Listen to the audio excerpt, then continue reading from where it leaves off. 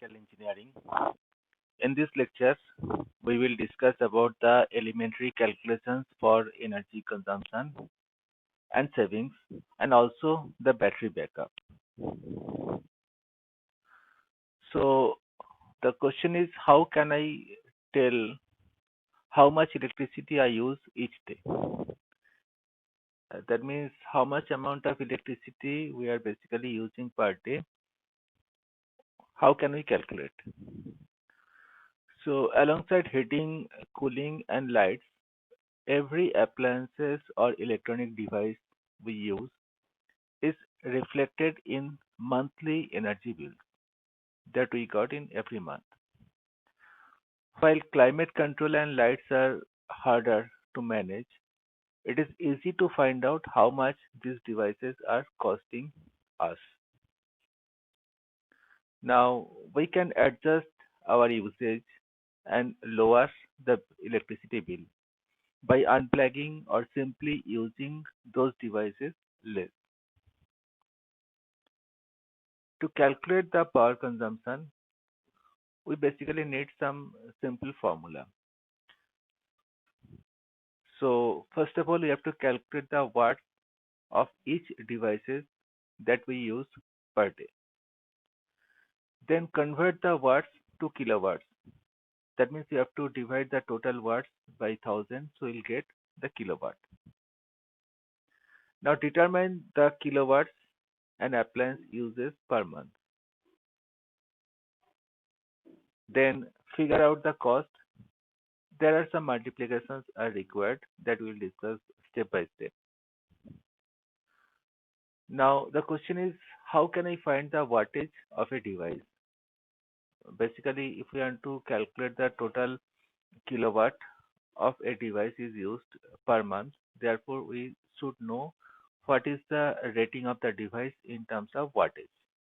So basically, if we uh, see, most of the devices have a label listing how much watts they are basically using.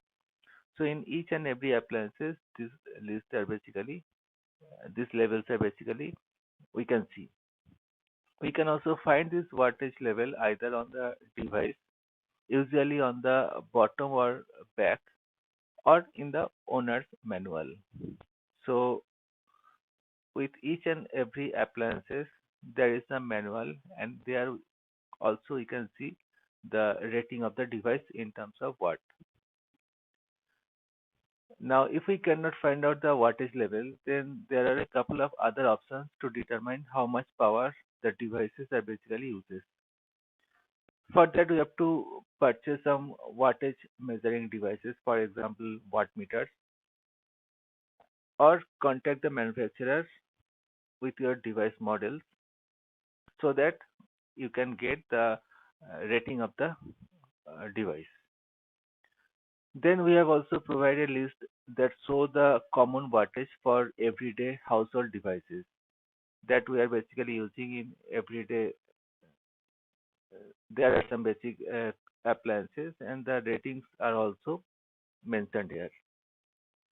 Though the wattage of particular device may vary, it should give a rough estimate of the total wattage that we are using per day. So for that we need the electrical energy measurement. So basically the electrical energy is measured by the device which is called the energy meter that we all see in our uh, house, that this type of meters are connected, and it is basically used to measure the total energy in terms of kilowatt hour.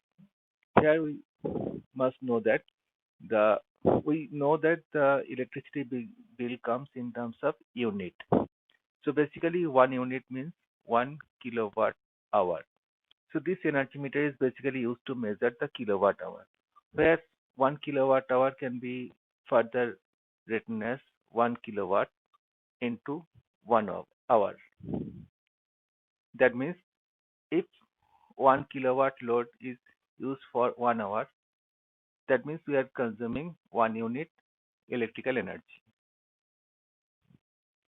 So here there are some basic appliances that we are using in our daily life, and their power ratings. So this is the range. So just like Ceiling fan, it is in the range of 70 to 80 watts. Fluorescent light, there are two types of fluorescent lights. One is T5, it is around 13 to 25 watt. Another is T8, it is around 36 watt. Then the CFL LED bulbs, they are rating from 3 watt to 55 watt and 4 watt to 28 watt respectively. Then we use the LED TV. So for a 42-inch LED TV, the power rating is around 80 watt. Similarly, a refrigerator, depending upon their capacity, the power rating is around 100 to 250 watt. ACs that we are using, if we compare between the split AC and the window AC, here we have shown the rating of the split AC and the window AC of same 1.5 ton. So for split AC it is around 1560 watt, whereas for window AC it is around 1670 watt. Then the water cooler, here the rating is around 70 to 200 watts. Washing machine around 400 to 1300 watt. Then the microwave oven 700 to 2200 watt. Geyser around 2 kilowatt or 2000 watt. Laptop we are using, it consumes around 20 to 50 watt. Mixer grinder, it is around 500 to 750 watt. And water pump, if we consider 1 HP, it is around 746 watt. So these are the tentative values depending upon their size and depending upon their ratings. This wattage may vary, but it will be almost in a particular range. For example, here we have seen the LED TV of 42-inch around 80 watt. So if we use the lower size TV or the higher size TV, then definitely the ratings will be changed. Now, how to calculate the energy consumption? The first step in calculating the energy consumption is to figure out how many watts each device uses per day. That means you have to identify how many devices are uh, used per day and what are the wattage of each devices. Then just multiply the appliances watt by the number of hours that we are using in a day.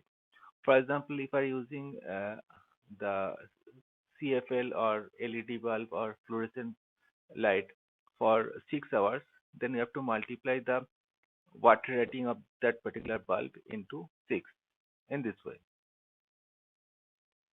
This will give us the number of watt hours that we consume each day for a particular appliance or device.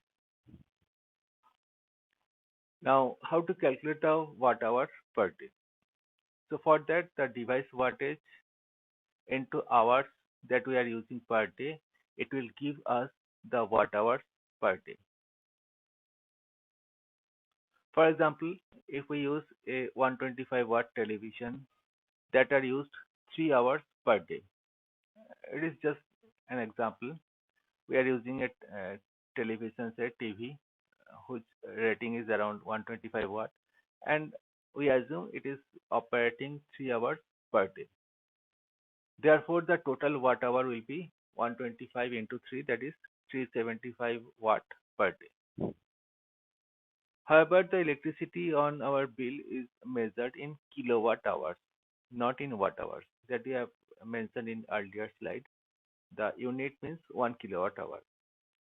And 1 kilowatt is equal to 1000 watt. So to calculate how many kilowatt hour a device uses, we have to divide the watt hours by 1000.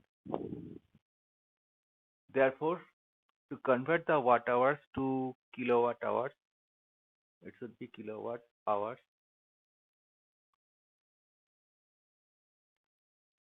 Here we have to use the device watt hours by 1000. So it will give us the device used in kilowatt hours. For example, the television set we are using 375 watt hours of electricity per day. We have to divide it by 1000. So it will give us 0.375 kilowatt hours, and that is equal to unit. Now that we know how many kilowatt hours the appliances use per day, and we have to estimate the usage over a month. Let's consider there are 30 days in 1 month in average. So multiply this wattage of per day by 30. So the daily usage of in kilowatt hours into 30 days, so it will be the approximate monthly usage in terms of kilowatt hour. And as of our example, the television using 0.375 kilowatt hour of electricity per day. Therefore, for 30 days, we have to multiply this kilowatt hour by 30, and it will give us 11.25 kilowatt hour per month. So this is our energy consumption for the television set per month. So a 125 watt television that we are using for 3 hours per day, it consumes around 11.25 kilowatt hours of energy per month. This kilowatt hour can also be considered as unit. So it is basically consuming 11.25 unit.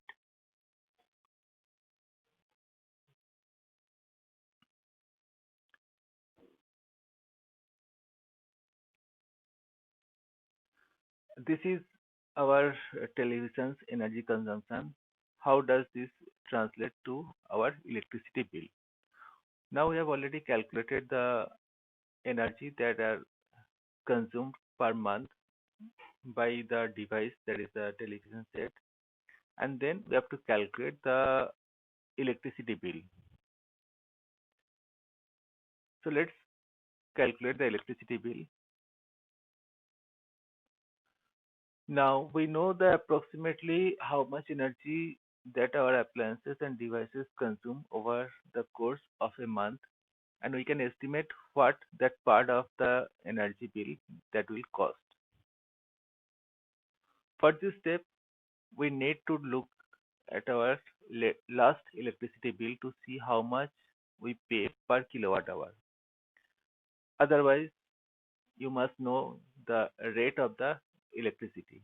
That means there will be some fixed rate, or there may be some slabs for the ratings. For example, for a particular amount of units of energy, there will be some amount of rupees per unit, and after the slab, for the next slab, the unit charge will be increased. Now, if we have the variable rate plan, this can vary from month to month, so it can become very difficult to estimate the future electricity bill. The fixed rate plan allows the customer to more accurately estimate the electricity bill from month to month. But still, in case of fixed rate plans, there are some slabs of the unit charges that I have already mentioned. Let's say in some cases, let's say in UP, from 1 unit to 150 unit, there is some specific charge. Let's say it is 6 rupees per unit. And from 151 to 300 unit, the rate is 6.5 rupees per unit. And above 300 unit, the rate is around rupees 7 per unit. So in this way, there are different slabs for the energy consumption. Now to find out how much our appliances cost per month, we have to multiply the electricity rate by the monthly usage that we figure out in the steps previously. So figure out the cost. The monthly usage in terms of kilowatt hours into the electricity rate, that is rupees per kilowatt hour, it will give us approximate cost per month. So as our example, the television are basically using 11.25 kilowatt hours per month. Let's say with an electricity rate of rupees 6 per kilowatt hour. We assume this is the unit charge. Therefore, the total amount of electricity bill in 1 month for the television set will be 11.25 kilowatt hour into rupees 6, and that will be 67.50 rupees per month. So this will be the electricity bill for the television set over a month. So based on these calculations, this television would cost around 67.50 rupees per month. While that might not seem like much, the appliances and devices throughout our home can really start to add up. Remember, the appliances and devices only account for part of the energy bill. This does not take into account the heating, cooling, and lighting effects. So, if our home has a meter that you can read, you can multiply the number of kilowatt hours for that month by our electricity rate, like we did above, to get more accurate electricity bill estimation. Let's say in our house there are energy meters are connected there. So if we read the energy meter starting for a particular month, we start at the beginning of the month, and after completion of the month, we calculate the initial and the final reading of the meter. Then, if we subtract the final reading, the initial reading from the final reading, we'll get the total energy consumption in a month, and therefore we can calculate the total electricity bill that we have to pay for the consumption of the electrical energy. Another way to estimate the bill is to compile the bills from the past few months and find their average. This is also we can calculate, but it will not give a very accurate result.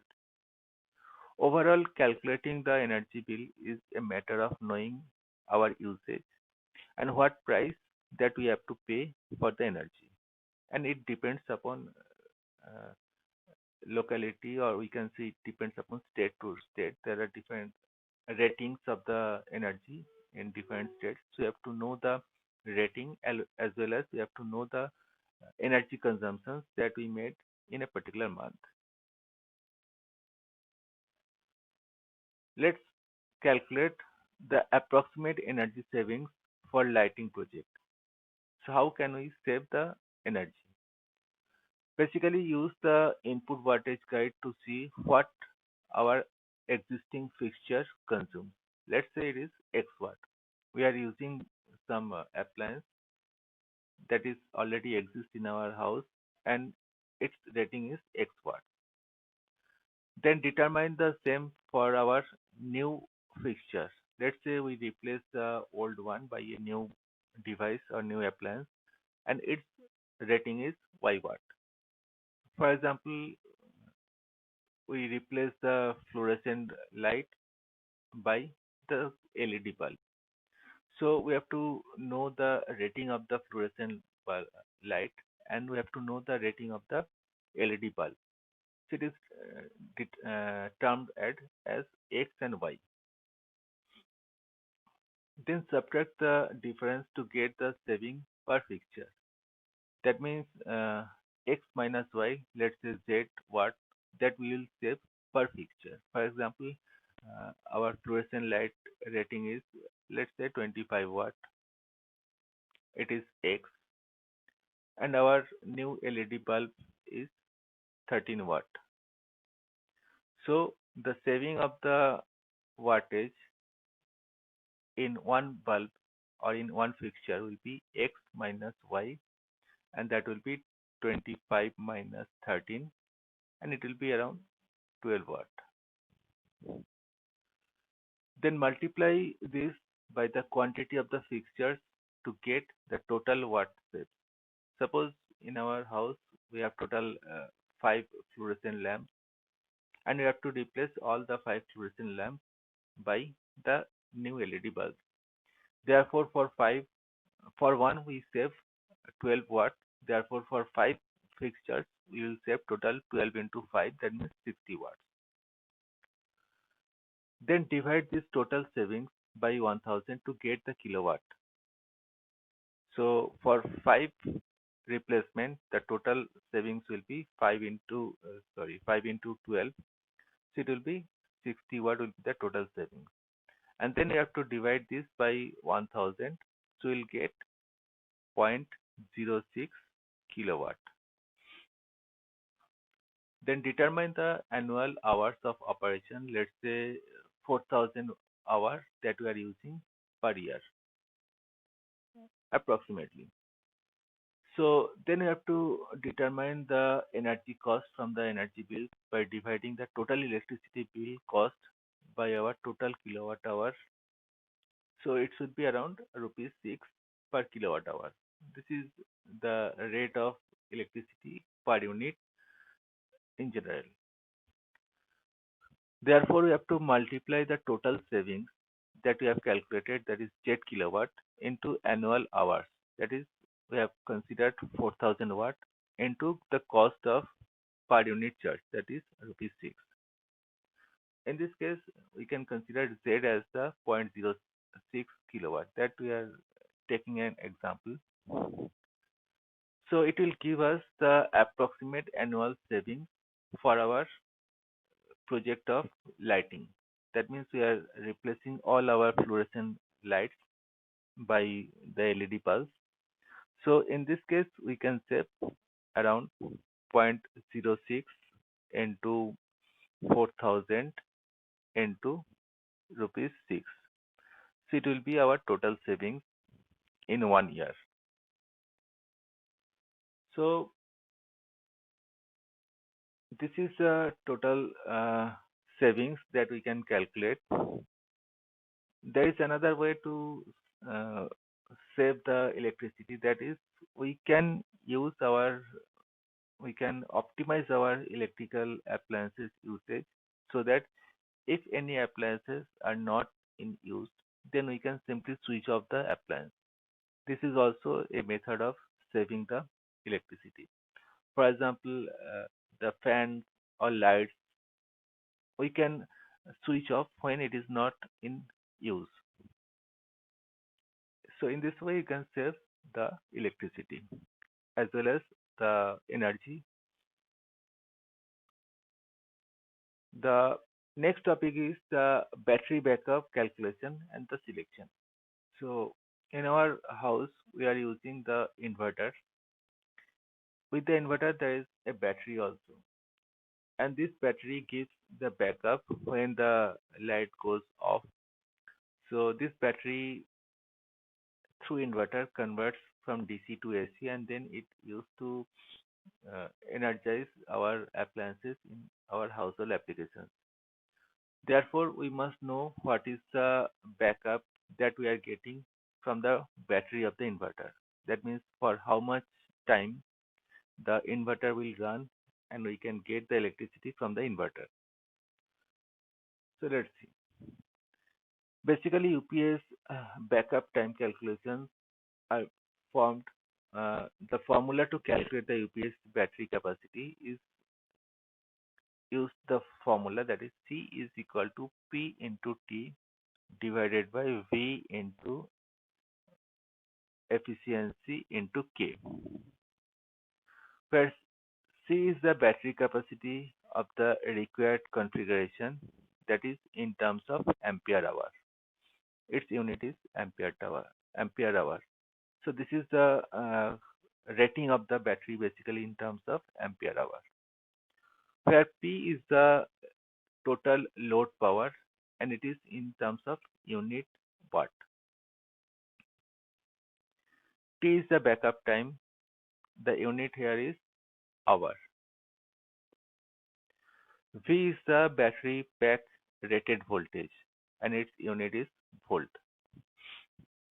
It has the battery inverter efficiency, and K is the battery discharge coefficient. So this is the parameter that is directly related to the battery, that is the inverter efficiency as well as the battery discharge coefficient. It is constant for a particular battery. So when the battery backup time is less than 3 hours, the K is around zero point 0.6.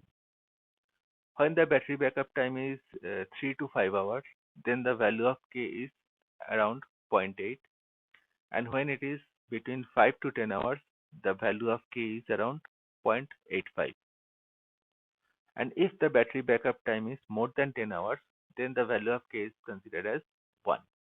So this is the value of the battery discharge coefficient. It depends upon the battery backup time.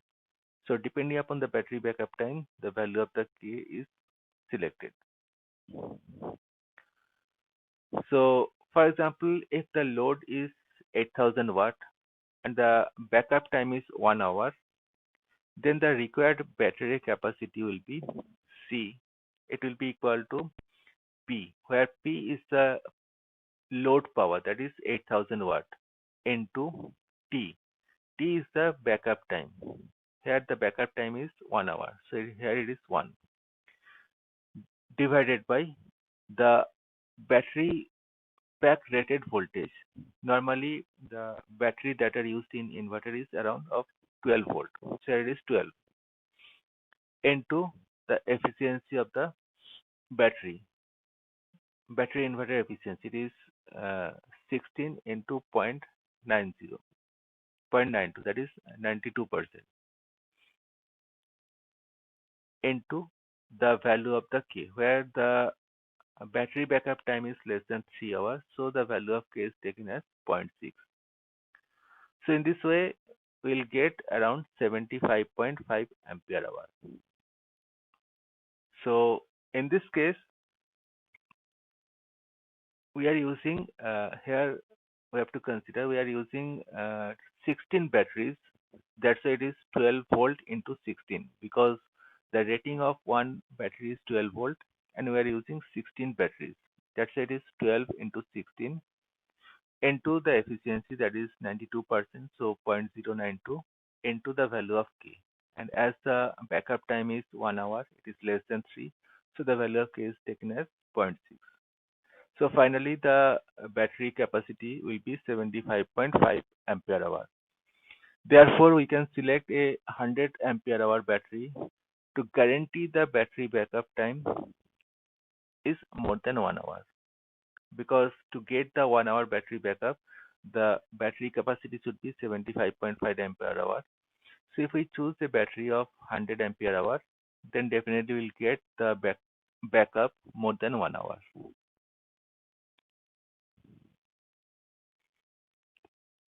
Now, here is a quick guide on calculating the inverter and battery backup time. There are different capacity of inverters like 200 VA, 250 VA, up to 1200 VA, etc. There are different type of inverter and their capacity. The capacity of the inverter should be chosen based on how much watt of appliances that we need to power during the power cut. That means when the power will goes off, how much appliances we have to on and how much wattage of that appliances are connected there. So how to convert from VA to watts? Basically, volt into ampere gives us the VA, that is volt ampere. It is considered as the apparent power. And if we multiply the volt into ampere with the power factor, then it will give us the kilowatt, or you can say the watt. This is the true power. So this is the apparent power. It is represented by S, and this is the true power. It is represented by P. Where power factor is 0.8, which is the maximum power factor for home standard. So in case of home appliances, basically 0.8 is considered as a power factor in overall appliances condition. So if we want to run 200 watt of appliances, then the total VA will be equal to watt upon power factor. So 200 upon 0.8, so it will be 250 VA. So here the power is 200 watt and power means volt into current into power factor. Therefore, volt into current in VA, it will be equal to P upon power factor. So in this case, it will be 200 upon zero point 0.8, approximately it will be around 250 VA. So we should prefer the inverter of 250 VA, or we can choose 300 VA also. Now similarly, the battery is the integral part of the inverter. So the performance of the inverter depends on the battery and vice versa. The battery backup time in hours can be calculated by using the following formula. So let's see. The backup time is battery ampere hour into 12 into N into efficiency of the battery upon load in the watt. Here N is the number of batteries. If we use one battery, the value of N will be equal to 1, and so on. So by using this formula, we can calculate the battery backup time,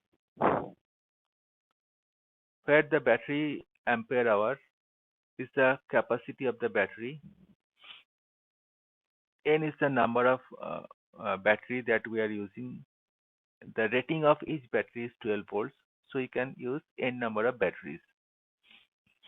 The efficiency of the battery, generally it is of 0.8.